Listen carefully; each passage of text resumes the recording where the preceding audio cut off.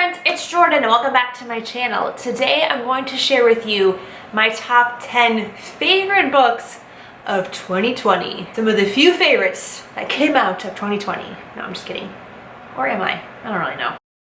2020 was a really weird reading year. I think we can all agree on that. Or you might have had a really great reading year, and to that I am jealous. Didn't have a huge emotional bandwidth last year for books. Didn't have as many feelings to put into them. So let's just go ahead and get right into this list. It is not ranked in any way. It's also not specifically books that came out in 2020, but just the books that I read in 2020. So let's first get into what is probably my favorite book from last year. If I had to pick like a favorite, I'm gonna show you two because you'll understand in a second. The Simple Wild by K.A. Tucker and the sequel Wild at Heart by K.A. Tucker. This is an adult romance series that follows a young woman named Kala, and it's Kala Lily? Kala, right? We're following Kala, who is a young woman from Toronto, and her mom lived in Alaska when she was born, and she was born in Alaska. That would have been a much easier way to say that. When she was very, very young, her mother took her from Alaska and fled back to Toronto. So she's had a very estranged relationship with her father. One day out of the blue, she gets a phone call from a woman in Alaska saying that her dad, his health isn't doing too well, and if she wants to have any time with him, she should probably fly out to Alaska because this might be her only chance to meet her dad. And while she's there, she meets her dad's right-hand man, this sky cowboy named Jonah, who is really abrasive and really distrusting of her and really upset that she's there. They strike up a really unlikely friendship as a result. Just know that this entire series is one of my new favorite things that I've ever read. I absolutely love these. I love the growth and relationship that happens between Jonah and Kala because they are really, really unlikely friends. They're very abrasive. They're from two very different lifestyles and they don't get along. I know a lot of people will not like these two because of how Jonah behaves. I know that can make him a very unlikable character, but I really enjoyed it and I really liked them together. I really liked her relationship with her dad, and I really liked how that really changed her entire life's perspective. Just really liked watching her be the fish out of water in this Alaskan town, and I loved the sequel just as much. There's a lot of really fun side characters in these books.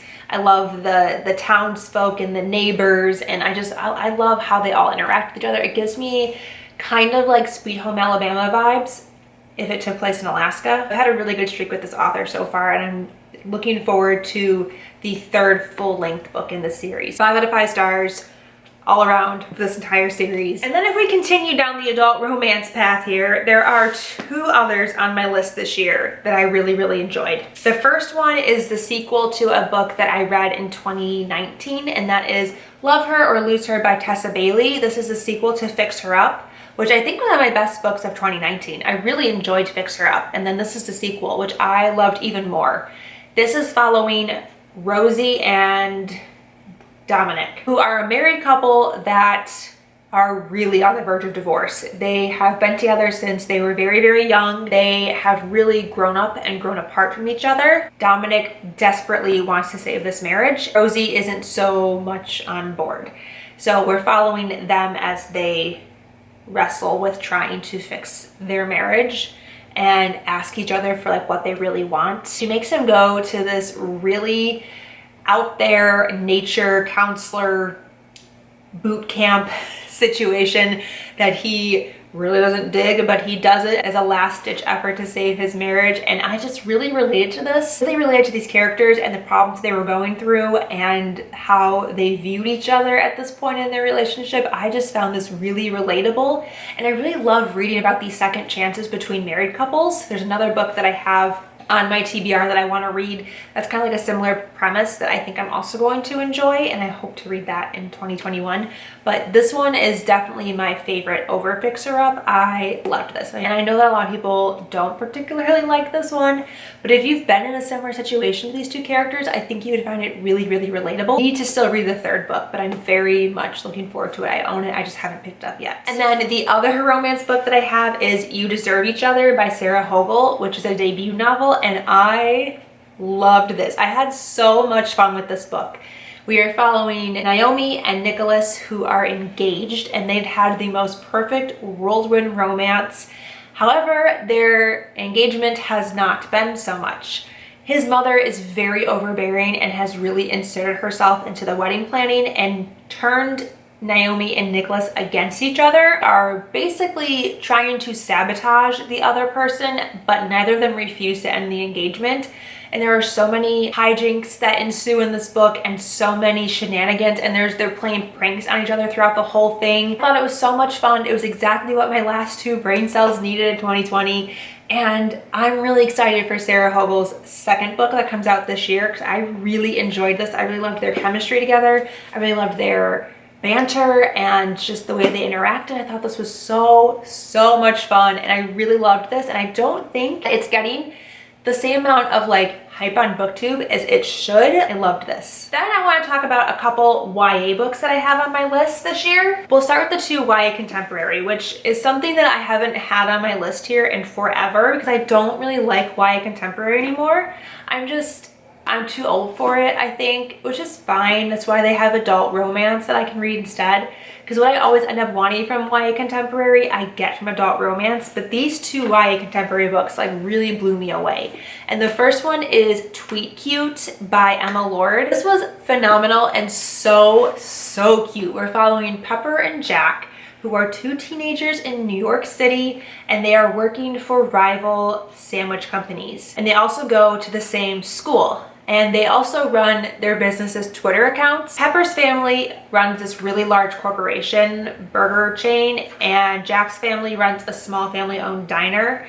And her family, Pepper's family, is accused of stealing one of the recipes from Jack's family. They're also going to the same school and talking on this anonymous app with each other where they don't know who the other person is, and they're really starting to bond with each other. There's so many layers to it. There's so many like plot like stratifications in this book, and there's so many different interconnections that they have with each other. Plus their banter is just phenomenal, and the things that they do to each other on Twitter is just hilarity. I can't believe that these two families let 17-year-olds run their Twitter accounts. The way that food is described in this book is impeccable, like the grilled cheese and the sweets and all the baked goods. Oh, it just sounds so delicious. And the way that New York is described is really fun and exciting, and it makes me want to visit New York. I've never been to New York City, so I don't know if this is like a true, accurate description of it. I cannot wait for her novel that comes out. I think it's this month.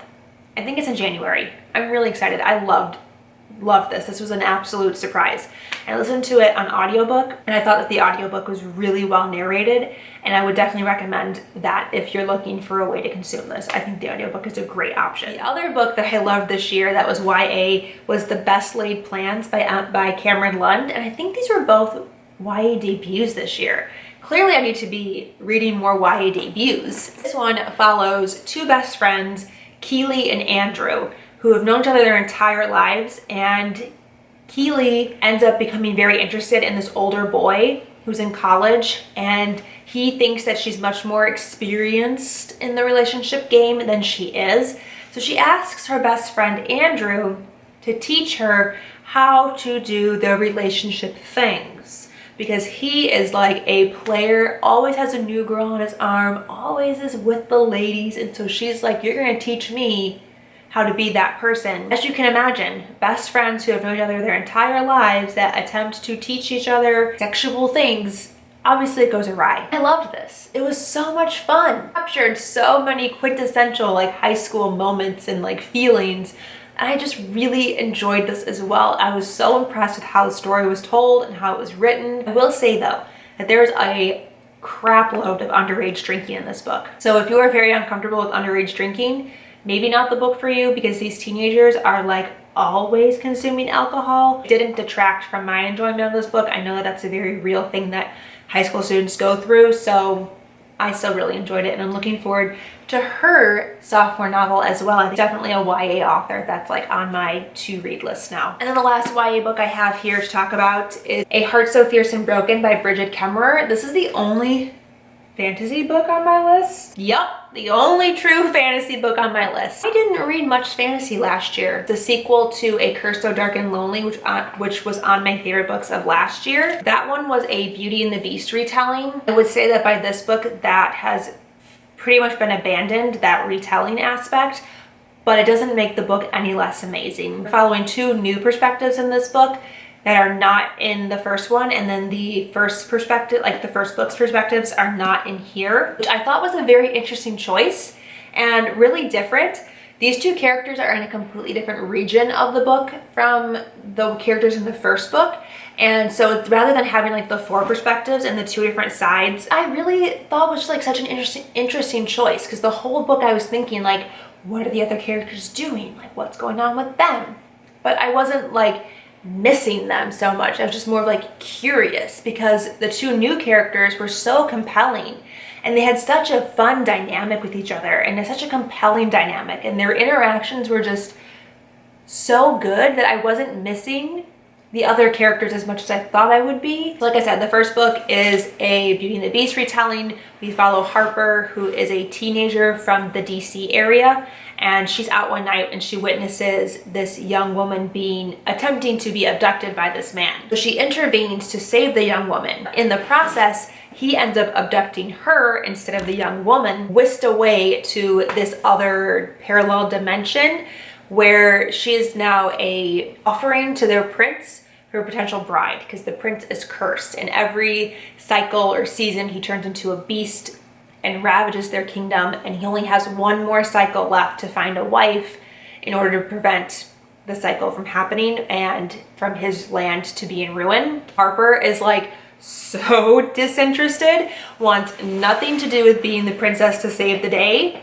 She's just trying to figure out how to get home. I love the three, like, well, I guess in this book there's four core main characters. I love them. I cannot wait for the final book. It comes out at the end of this month, and I'm going to read it hopefully immediately, because I just absolutely love this series. It's my new like favorite YA series. It's right up there with Throne of Glass. I think if you're a fan of Sarah J. Maas and those kinds of books, you would be a fan of these, and you need to read them. They are so fantastic. And then the last two books on my list here are two adult contemporary books that definitely have like a romance undertone to them, but I wouldn't categorize them as like true romance books. The first one is Beach Read by Emily Henry. I put this on hold from the library in the summer, and I had finally gotten my copy in to read in like December. I was on the waiting list for this book for so long, probably because it's so amazing. This book, we're following two authors who were previously college rivals. They were in the same writing program at college, and they had like a moment where they like had a connection. And then all these years later, our main character January's father has just passed, and he had a beach house.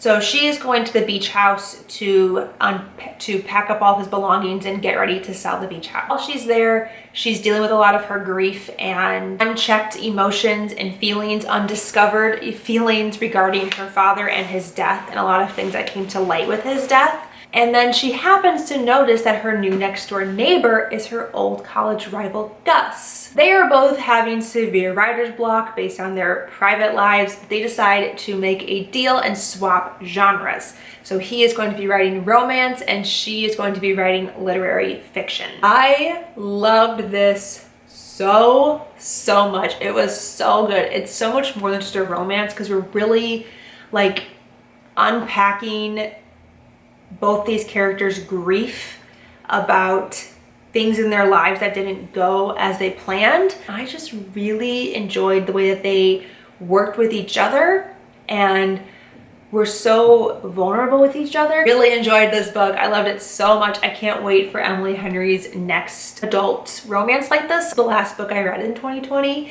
and what a way to end on a high note. And then my final favorite book of the year, which is such a surprise to me, I can't believe we're even here with this book on this list, is The Invisible Life of Addie Larue by V.E. Schwab. I cannot believe there is a V.E. Schwab book on this list. I have disliked everything I've read from her in the past. We read it for our House Salt book club, and had it not been that book club, I don't think I would have ever ended up reading this. But I actually was so pleasantly surprised by how amazing this was. It was so much better than I expected. Following this woman, Addie Larue, who makes a deal with a night demon of sorts, a creature that she's always been warned about in her life to never come calling for. And one night she accidentally calls upon him and makes a wish, and he lures her into servitude. So she spends the rest of her life living forever, but anyone that she meets does not remember who she is once they part ways. Until one day she meets a boy who remembers who she is. I loved their dynamic together. I loved her dynamic with Luke.